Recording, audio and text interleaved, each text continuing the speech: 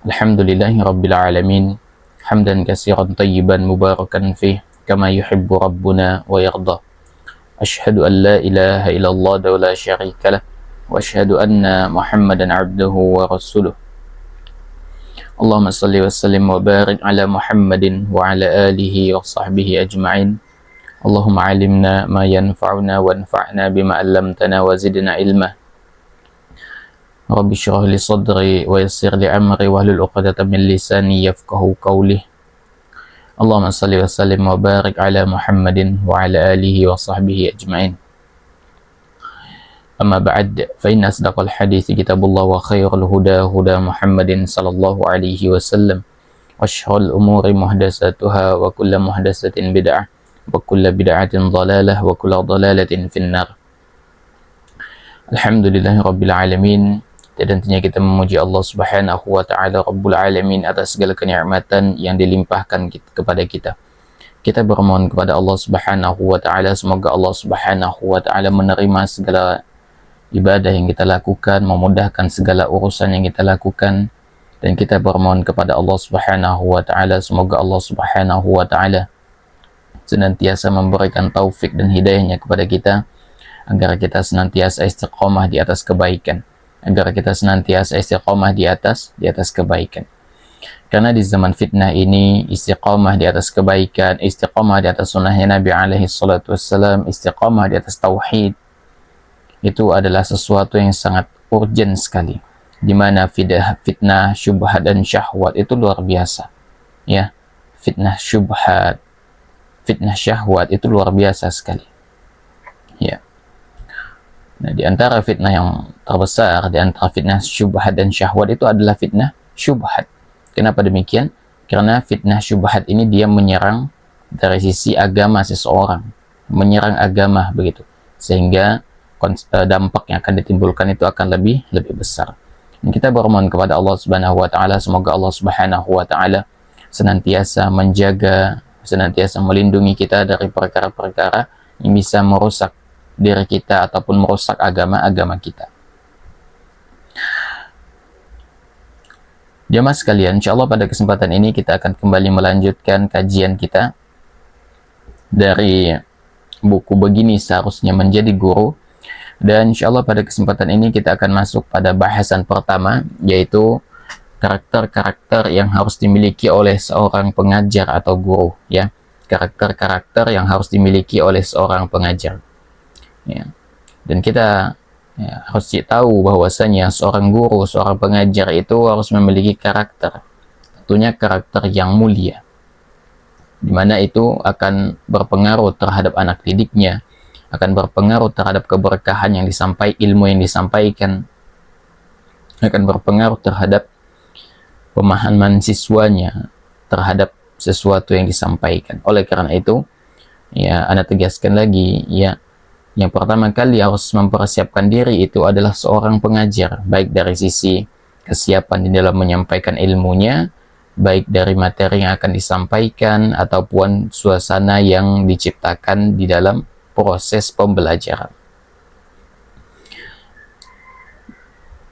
Yang pertama, ya, bahwasanya karakter yang harus dimiliki oleh seorang pengajar adalah, yang pertama, seorang pengajar itu harus mengikhlaskan ilmu untuk Allah Subhanahu wa Ta'ala. Ya, dan ini adalah pondasi dari semua perkara yang apabila kita ingin perkara itu menghasilkan pahala di sisi Allah Subhanahu wa Ta'ala, maka hendaknya perkara itu dilakukan karena Allah Subhanahu wa Ta'ala. Hendaknya perkara itu dilakukan karena Allah Subhanahu wa Ta'ala. Karena ikhlas ini adalah salah satu landasan yang harus terpenuhi apabila ibadah kita, amalan kita ingin diterima di sisi Allah Subhanahu wa Ta'ala. Ini yang pertama. Jadi kalau dalam masalah ibadah, ya udah pasti kalau kita ikhlas, terpenuhi ikhlas, insya Allah diterima di sisi Allah Subhanahu wa Ta'ala. Dan dalam perkara keduniaan, kalau perkara itu, ya, kita ingin diberkahi, ingin mendapatkan pahala dari perkara itu, maka hendaknya kita meniatkan perkara itu untuk Allah Subhanahu wa Ta'ala.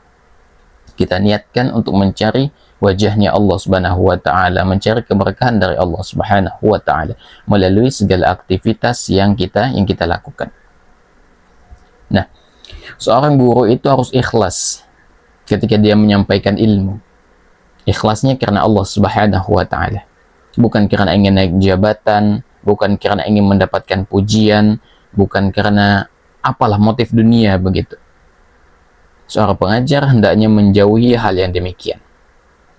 Pertanyaan besarnya, ketika seorang pengajar itu harus ikhlas gitu di dalam niatnya, apakah kemudian dia tidak boleh menerima gaji?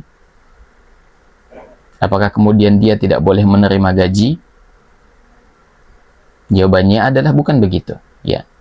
Ketika seorang guru itu ikhlas, bukan berarti dia tidak boleh menerima gaji.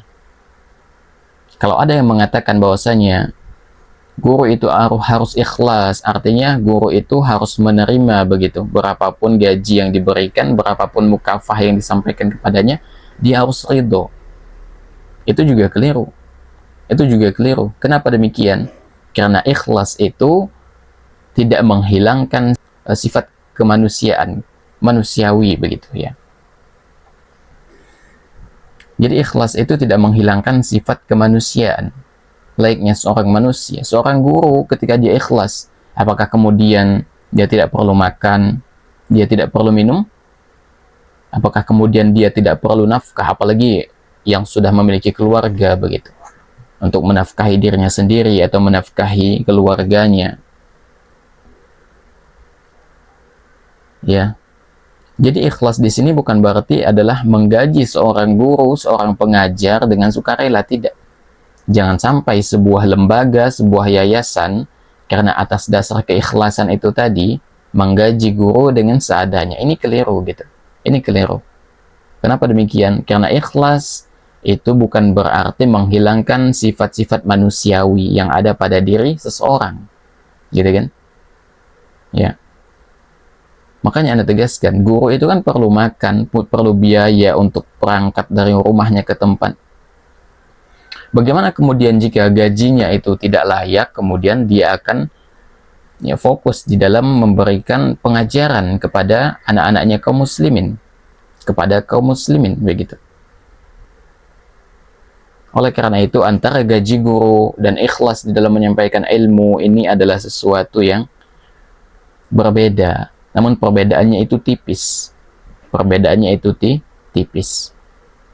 Nah, jadi ketika seseorang guru itu menyampaikan pembelajaran, maka pertama kali niatnya itu harus untuk mencari ridho Allah Subhanahu wa taala. Artinya apa? Ketika dia mengajar, ketika dia menyampaikan proses pembelajaran, maka hendaknya niat yang paling utama, yang paling pokok adalah dia untuk mencari ridhonya Allah Subhanahu wa taala, untuk menyebarkan ilmu gitu kan, untuk memberikan manfaat kepada manusia, untuk mengangkat kejahilan dari putra-putri kaum muslimin begitu. Adapun gaji ini kan hanya sarana begitu yang Allah Subhanahu wa taala berikan untuk mempermudah menjalankan tugas tersebut, bukan tujuan utama gitu loh. Jadi misalnya seorang guru misalnya mengatakan di dalam hatinya, saya mengajar ini karena Allah Subhanahu wa taala, di dalam hatinya gitu kan, karena Allah yang memerintahkan saya, dan niat saya juga adalah untuk mengangkat kejahilan dari pundak-pundaknya kaum muslimin. Jadi dari mengajar ini dia berharap pahala dari sisi Allah Subhanahu wa taala. Adapun gaji ini adalah rezeki yang Allah berikan begitu. Ya, agar saya dapat memenuhi kebutuhan hidup keluarga dan terus mengajar begitu ya. Jadi ya, antara keikhlasan di dalam menyampaikan ilmu dan gaji itu adalah sesuatu yang tidak mempengaruhi keikhlasan selama tujuan yang utama adalah untuk mencari ridhonya Allah Subhanahu wa taala. Adapun gaji itu adalah konsekuensi dari perbuatan yang ia lakukan begitu, yaitu dia harus mendapatkan mukafah dari pekerjaan yang ia lakukan. Nah, ikhlas dalam menyampaikan ilmu ini jemaah sekalian, ini adalah sebuah perkara yang agung sekali dan dilalaikan banyak kalangan pengajar atau pendidik, yaitu membangun dan menanamkan prinsip mengikhlaskan ilmu dan amal hanya untuk Allah Subhanahu wa taala. Ya. Dan ini merupakan perkara yang tidak dipahami banyak orang karena jauhnya mereka dari manhaj Rabbani. Berapa banyak ilmu yang bermanfaat dan amal-amal mulia untuk umat, namun pemiliknya tidak mendapat bagian darinya sedikit pun dan hilang begitu saja bersama hembusan angin bagaikan debu yang berterbangan. Ya. Jadi memang banyak sekali pengajar, pendidik, mereka tidak menanamkan keikhlasan di dalam mereka menyampaikan pembelajaran begitu.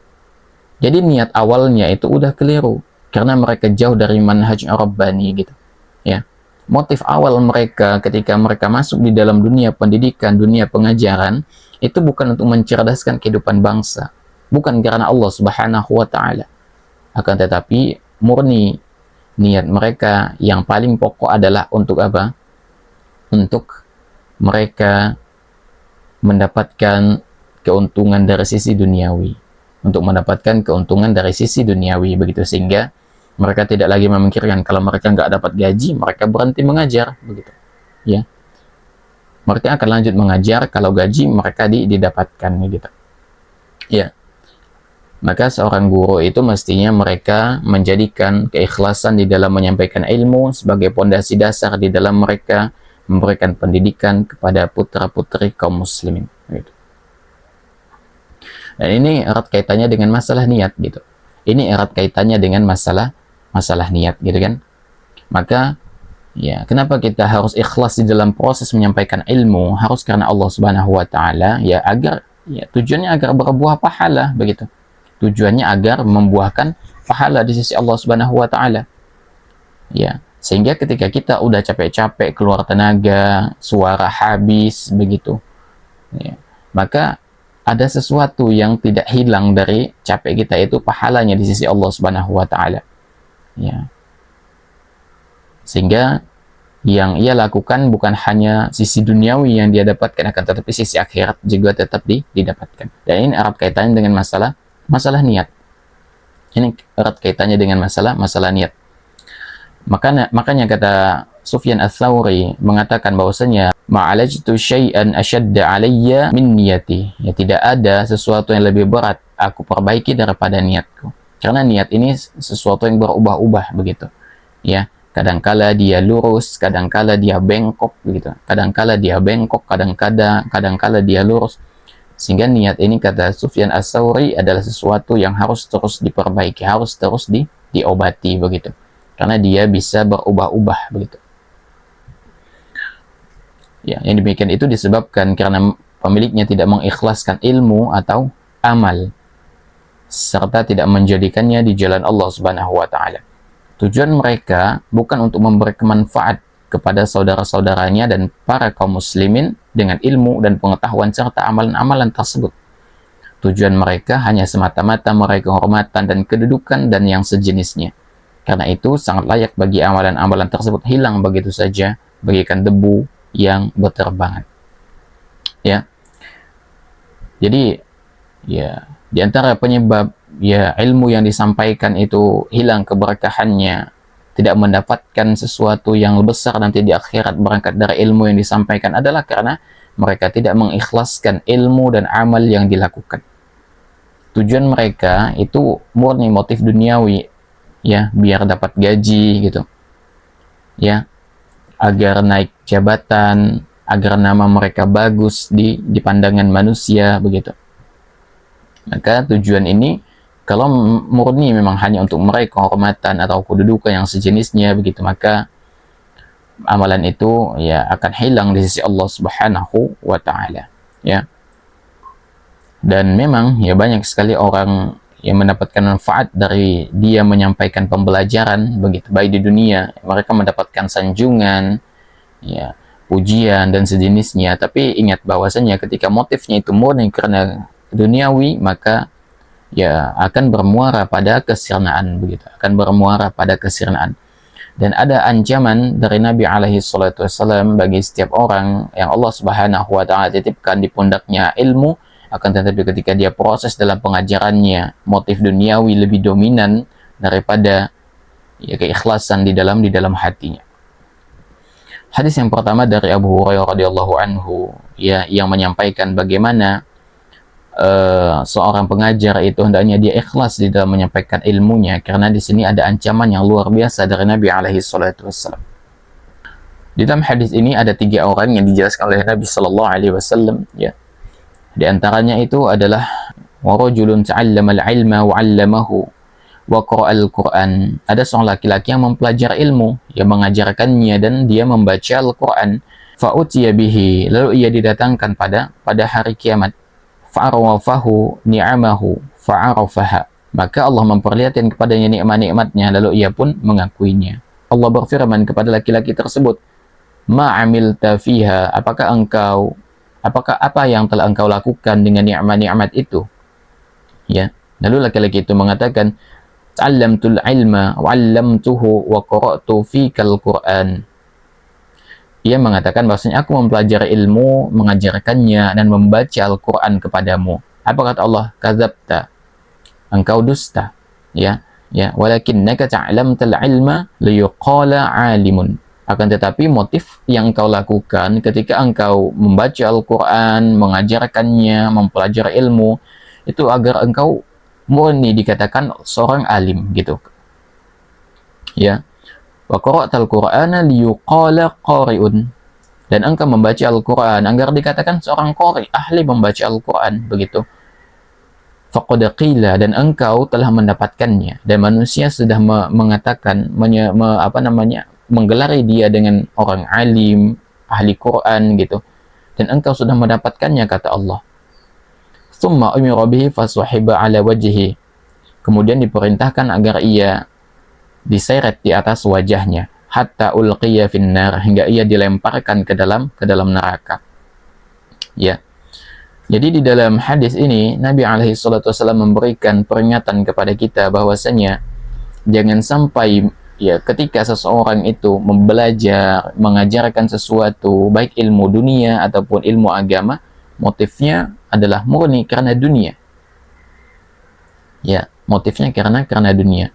Dalam hadis ini kan ada seseorang yang belajar ilmu, menyampaikan ilmu agar dia disebut sebagai alim. Dia membaca Al-Quran agar dia niatnya agar disebut sebagai qari. Dan dia sudah mendapatkannya, kata Allah Subhanahu wa taala. Maka tidak ada baginya lagi pahala di sisi Allah Subhanahu wa taala. Karena dia sudah mendapatkan apa yang sudah ia niatkan sebelumnya. Dia sudah mendapatkan apa yang ia niatkan sebelumnya. Ya. Maka orang ini adalah orang yang belajar ilmu, kemudian dia mengajarkan ilmunya, kemudian dia dengan itu dia membaca Al-Quran dan dia mengajarkannya juga. Ini kan semua amal soleh yang besar, gitu kan. Ini semua adalah amal soleh yang besar. Namun karena niatnya bukan karena Allah Subhanahu wa taala, untuk dipuji manusia, untuk mendapatkan gelar di sisi manusia sebagai ahli ilmu, sebagai seorang alim, sebagai seorang qari, maka amal tersebut tidak ada nilainya di sisi Allah Subhanahu wa taala. Oleh karena itu para ulama menjadikan hadis ini ya sebagai dalil tentang bahaya riya dan pentingnya ikhlas di dalam menuntut ilmu ataupun di dalam proses kita mengajarkannya. Gitu kan? Nah, oleh karena itu semestinya para pendidik, para pengajar, hendaknya mereka menanamkan keikhlasan di dalam amal dan ilmu karena Allah Subhanahu wa taala pada diri anak didiknya, gitu kan. Juga sifat mengharap pahala dan ganjaran dari Allah Subhanahu wa taala. Ya. Tapi kemudian jika setelah itu ia memperoleh sanjungan dan pujian dari manusia, maka itu adalah anugerah dari Allah Subhanahu wa taala, itu nikmat dari Allah Subhanahu wa taala, dan pujian hanya milik Allah Subhanahu wa taala. Ya. Makanya Ibnu Rajab rahimahullahu taala mengatakan, adapun jika dia melakukan suatu amalan memang motifnya karena Allah Subhanahu wa taala, murni karena Allah Subhanahu wa taala, ya, kemudian Allah melemparkan pujian baik baginya di hati orang-orang mukmin dengan hal itu, lalu dia merasa senang dengan anugerah dan rahmat Allah Subhanahu wa taala serta gembira dengannya, maka hal itu tidak mengapa. Hal itu tidak mengapa. Maksudnya adalah ketika kita melakukan sesuatu itu ikhlas karena Allah Subhanahu wa taala, dan memang motif di dalam hati kita itu enggak ada motif duniawi sama sekali. Motifnya itu karena Allah Subhanahu wa taala. Maka kata Ibnu Rajab, itu adalah pujian atau kenikmatan yang Allah segerakan di dunia, begitu. yang Allah segerakan di dunia. Adapun di akhirat juga dia akan mendapatkan kebaikan yang luar biasa, gitu kan?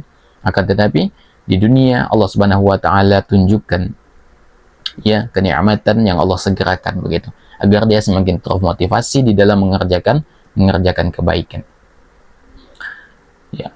Pada makna ini terdapat hadis dari Abu Dzar radhiyallahu anhu dari Nabi sallallahu alaihi wasallam. Beliau ditanya tentang laki-laki yang melakukan sebuah amalan ikhlas untuk Allah Subhanahu wa taala berupa kebaikan. Kemudian dia dipuji oleh manusia.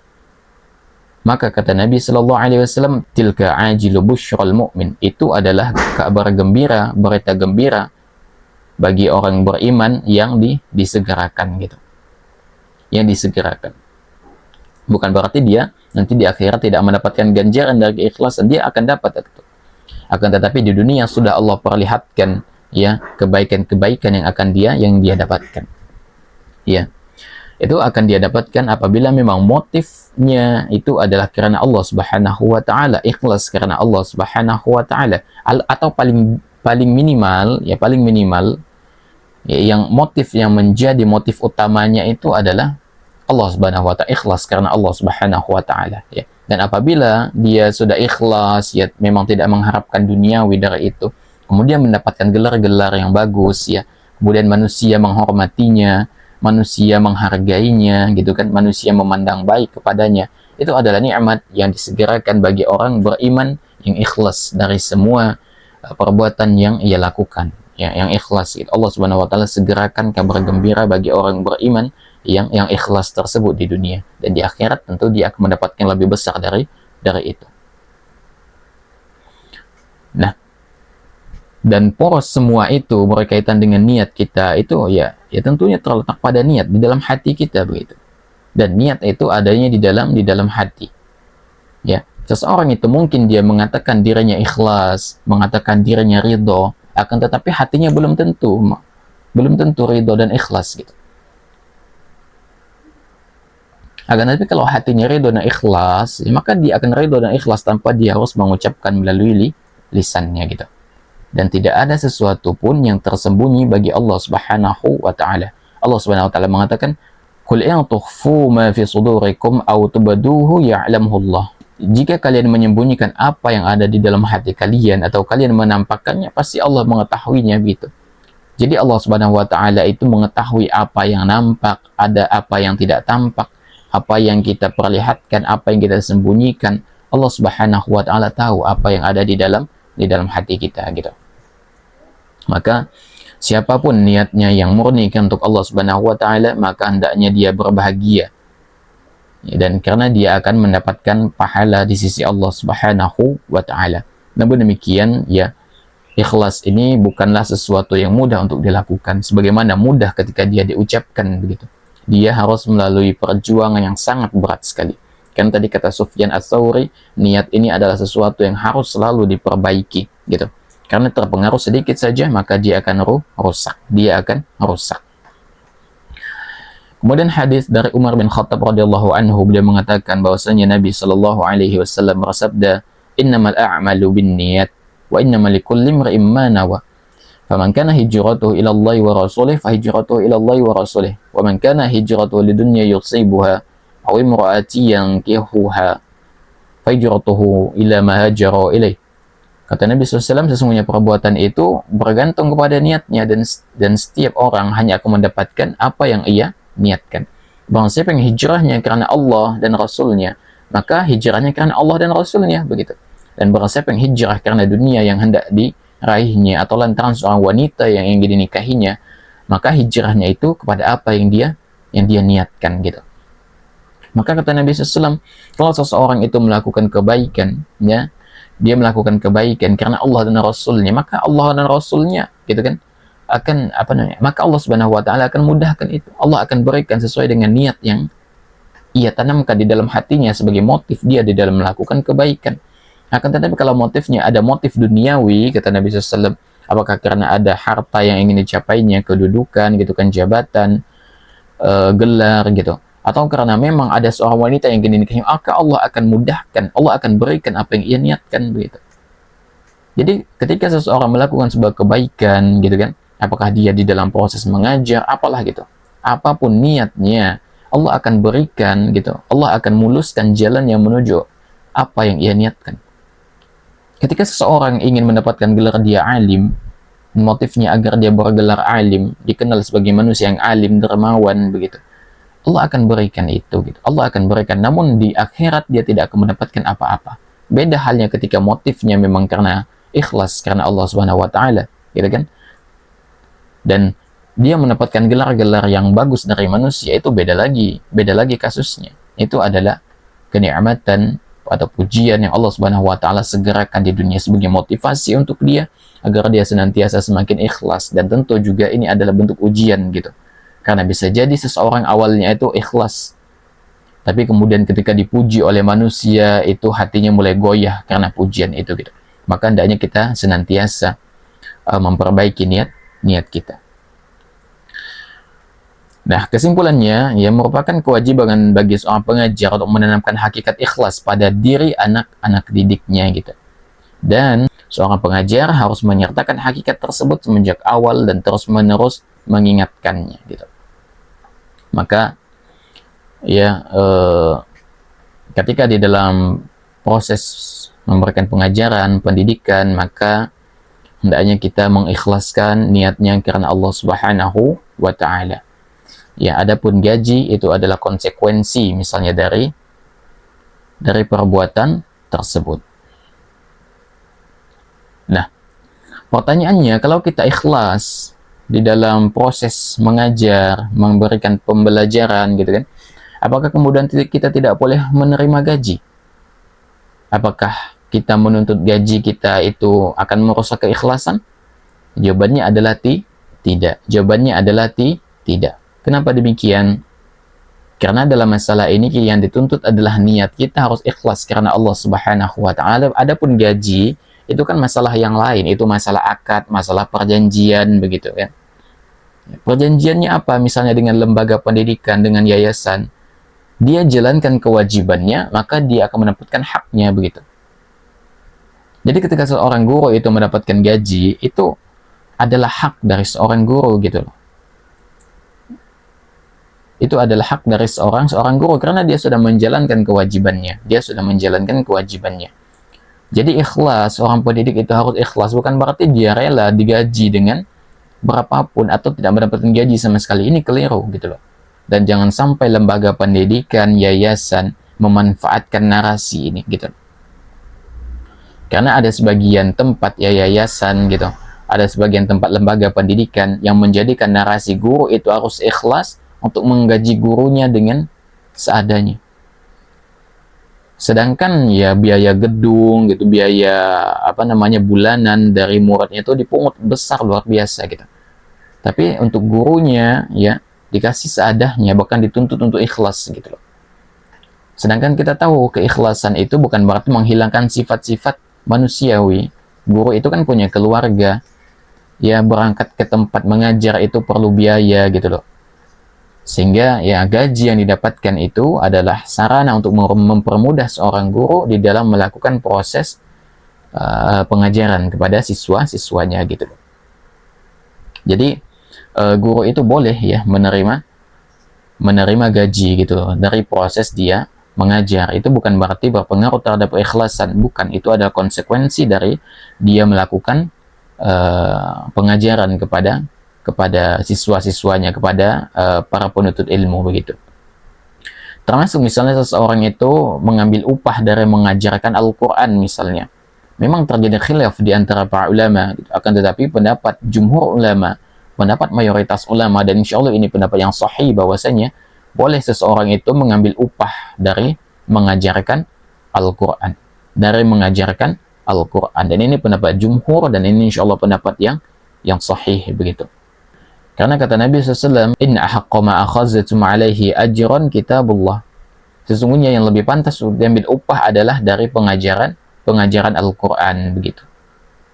Sampai-sampai ya Qadi bin Iyad mengatakan bahwa yang berpendapat akan boleh memanggil upah dari pengajar Al-Quran adalah dari ulama yang mumpuni gitu kan. Yang menyelisih pendapat ini adalah Abu Hanifah. Ya, kata Qadhi bin Iyad, ulama yang berpendapat itu ya bolehnya kita mengambil upah dari mengajarkan Al-Quran adalah ulama yang mumpuni. Kesimpulannya kita boleh mengambil upah baik dari mengajarkan Al-Quran atau mengajarkan hal-hal yang lainnya sepanjang itu boleh dan bermanfaat. Ini adalah pendapat jumhur gitu loh. Ya, dan dalam hal ini yang berbeda hanya Imam Abu Hanifah. Ya. Imam Abu Hanifah melarang mengambil upah dari mengajarkan Al-Quran. Tapi motif utamanya meskipun boleh itu harus ikhlas karena Allah Subhanahu wa taala. Ya, motif utamanya itu harus karena Allah Subhanahu wa taala. Karena akan rugi seseorang yang mengajarkan Al-Quran, mengajarkan ilmu, motifnya hanya duniawi begitu. Rugi. Dia tidak akan mendapatkan pahala dari situ. Akan tetapi kalau motifnya adalah karena Allah Subhanahu wa taala, ya, kemudian menyusul agar dia bisa menafkahi diri dan keluarganya, itu tidak ada masalah. Itu tidak ada masalah. Oleh karena itu, guru yang ikhlas itu bukan guru yang tidak menerima gaji, bukan. Akan tetapi guru yang ikhlas itu adalah guru pengajar yang ridha Allah sebagai tujuan utamanya. Allah itu sebagai tujuan utamanya untuk mengangkat kejahilan dari pundak-pundaknya kaum muslimin gitu. Dan gaji ini hanya sarana gitu. Dan gaji hanya sarana untuk menopang kehidupannya dan keluarganya. Oleh karena itu, ya para ulama sering menjelaskan kepada kita yang namanya ikhlas itu, ikhlas di dalam melakukan sesuatu itu bukan berarti tidak membutuhkan dunia. Bukan berarti tidak membutuhkan dunia, begitu. Yang tercela itu adalah ketika menjadikan agama. Ketika dia menjadikan agama sebagai alat untuk mengejar dunia, dia menjadikan ilmu untuk semata-mata mengejar dunia gitu. Ya. Bukan ketika dunia digunakan untuk membantu menjalankan agama. Ya. Ketika dia menjadikan agama ilmunya sebagai alat untuk mengejar dunia, untuk mengejar keuntungan dunia, maka dia akan rugi. Tapi ketika dia menjadikan dunia itu sebagai sarana, maka itulah yang utama begitu. Jadi seorang pengajar yang ikhlas itu ya bisa, bukan berarti tidak boleh ya, tetap bisa menerima gaji, mendapatkan tunjangan ya. Yang penting ya tujuan utamanya, tujuan tertinggi di dalam hatinya adalah tetap ridha Allah Subhanahu wa taala dan memberikan manfaat melalui ilmu yang ia ajarkan gitu. Bahkan sebagian ulama mengatakan bahwasanya bolehnya menggabungkan beberapa niat selama niat utamanya karena Allah Subhanahu wa taala. Maksudnya adalah ya ketika dia mengajar mendapatkan gaji, niat utamanya harus karena Allah Subhanahu wa taala. Dan niat lainnya boleh mengikuti selama niat utamanya karena Allah Subhanahu wa taala. Misalnya niat pertamanya ikhlas karena Allah Subhanahu wa taala untuk mengangkat kejahilan dari pundak-pundak kaum muslimin. Yang kedua adalah untuk menafkahi dirinya dan keluarganya dan untuk menopang kehidupannya begitu. Itu boleh gitulah. Sebagian ulama membolehkan hal tersebut gitu. Tapi jangan sampai urutannya terbalik begitu. Niat utamanya adalah untuk memberikan untuk mendapatkan duniawi, kemudian ridho Allah, pahala Allah itu nomor sekian dari niatnya, itu keliru. Akan tetapi niat karena Allah Subhanahu wa taala, motif karena Allah Subhanahu wa taala itu harus menjadi yang nomor satu, bahkan yang lebih utama. Kemudian menyusul oleh niat-niat lainnya. Jangan sampai urutannya terbalik gitu. Jangan sampai urutannya terbalik. Nah, misalnya kalau kita mengajar misalnya atau masuk ke dalam lembaga pendidikan gitu kan, kita ditawarkan pada dua lembaga pendidikan A, lembaga pendidikan B. Dua-duanya ini memiliki suasana yang sama, peluang yang sama gitu loh. Lembaga yang sama ya mengajarkan, misalnya di situ mengajarkan kebaikan-kebaikan gitu. Apalagi misalnya lembaga pendidikan A dan B ini sama-sama lembaga pendidikan yang berlandaskan pada Al-Quran dan Sunnah gitu loh. Namun yang membedakan antara lembaga A dan B itu adalah gajinya gitu. Katakanlah misalnya di lembaga A gajinya itu 3 juta. Di lembaga B itu gajinya 5 juta gitu. Berarti kita memilih yang B, yang besar begitu. Apakah itu berpengaruh terhadap keikhlasan? Jawabannya adalah tidak. Jawabannya adalah tidak. Ya. Kenapa demikian? Ini pertimbangan yang wajar gitu. Ini pertimbangan yang wajar dan halal gitu. Sama halnya ketika kita, boleh nggak kita berdagang misalnya. Hari ini kita menjual sayur-sayuran begitu. Tiba-tiba harga misalnya pakaian, kita berpindah haluan gitu kan dari pedagang sayuran menjadi pedagang pakaian karena lebih menguntungkan begitu. Halal nggak? Halal gitu. Halal. Sebagaimana ketika kita memilih ya pendidikan, lembaga pendidikan, ada gajinya yang minimal, ada gajinya maksimal ya. Ada 3 juta, ada yang 5 juta, kita pilih 5 juta, itu sesuatu yang halal. Itu adalah sesuatu yang halal gitu loh. Bahkan sebagian ulama itu menyebutkan bahwasanya seorang muslim itu boleh untuk mencari pekerjaan yang lebih menguntungkan, dengan gaji yang lebih besar selama pekerjaannya itu halal. Selama pekerjaannya itu halal. Karena perbedaan utamanya itu adalah pada tujuan hatinya, pada niatnya, bukan pada jumlah gaji yang akan didapatkan begitu, ya. Jadi misalnya lembaga pendidikan A dan B, yang A itu 3 juta, yang B itu 5 juta, ya, secara manusiawi kita milih yang 5 juta begitu. Kenapa? Karena dengan demikian ya, kehidupan kita akan lebih terbantu dengan hal tersebut, akan lebih terbantu begitu, dan akan lebih menopang kita di dalam menjalani kehidupan, dan kita akan semakin dipermudah atau semakin fokus di dalam proses kita menyampaikan pembelajaran, akan lebih mempermudah. Dan ini nggak ada sama sekali pengaruhnya dengan masalah niat, dengan masalah keikhlasan, nggak ada pengaruhnya sama sekali begitu ya, selama memang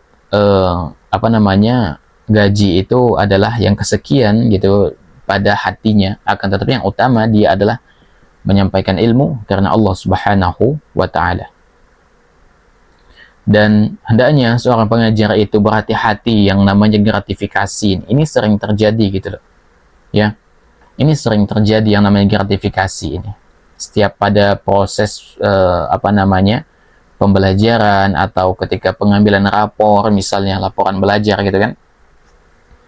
Kadangkala guru itu menerima yang namanya hadiah dari orang tua murid, orang tua peserta didik, orang tua penuntut ilmu. Sedangkan si guru itu sudah mendapatkan gaji tetap dari tempat dia mengajar gitu.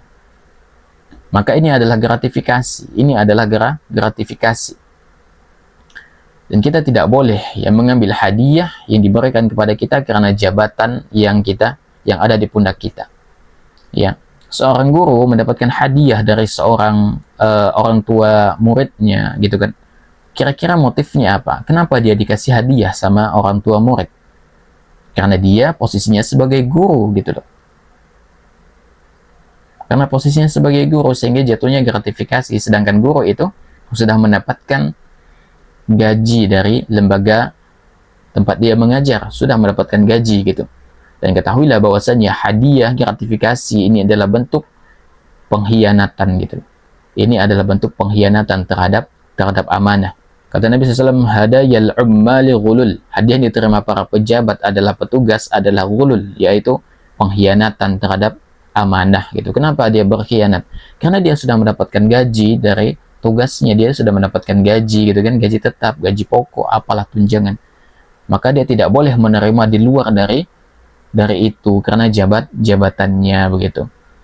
Dan pemberian ini dapat mempengaruhi yang namanya penilaian guru begitu, penilaian guru, dan bisa menimbulkan prasangka baik, harus ada timbal balik begitu. Sehingga guru itu tidak enak ketika akan memberikan nilai yang rendah kepada siswanya begitu kan. Tidak lagi berdasarkan pada kompetensi, akan tetapi berdasarkan pada seberapa besar jumlah yang diberikan orang tua kepada siswa gitu, yang diberikan orang tua kepada guru, sehingga akan berpengaruh terhadap objektifnya seorang guru ketika memberikan penilaian kepada siswanya. Baik, jemaah sekalian, ya mungkin hanya ini yang dapat kita bahas pada pertemuan ini berkaitan dengan karakter-karakter yang harus dimiliki oleh seorang pengajar. Yaitu yang pertama, seorang pengajar itu harus ikhlas. Menyampaikan ilmu itu harus ikhlas karena Allah Subhanahu wa Ta'ala, sehingga ketika dia menyampaikan ilmu itu murni karena Allah Subhanahu wa Ta'ala. Demikian dapat Anda sampaikan, kurang lebihnya Anda mohon maaf. Yang benar datang dari Allah Subhanahu wa Ta'ala, yang keliru datang dari Anda pribadi. Allah dan Rasulnya tentu terlepas dari kekeliruan tersebut. Wassalamualaikum warahmatullahi wabarakatuh. Walhamdulillahi rabbil alamin. Subhanakallahumma bihamdika asyhadu an la ilaha illa anta astaghfiruka wa atubu ilaik. Assalamualaikum warahmatullahi wabarakatuh.